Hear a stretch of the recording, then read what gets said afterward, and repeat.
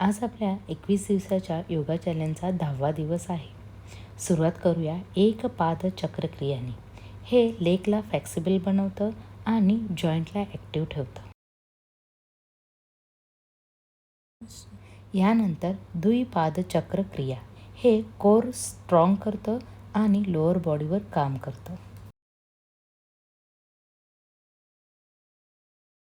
आता अर्ध पवनमुक्तासन.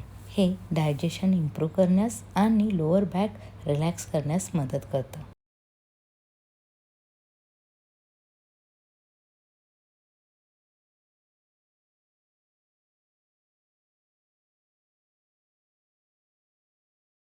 यानंतर पूर्ण पवनमुक्तासन. हे बॉडीला रिलॅक्स करतं आणि स्टमक मसल्सवर काम करतं.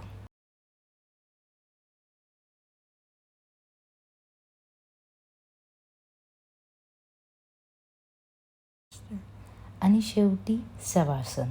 डोळे बंद करा, डीप ब्रीदिंग घ्या आणि पूर्ण शरीर रिलॅक्स करा.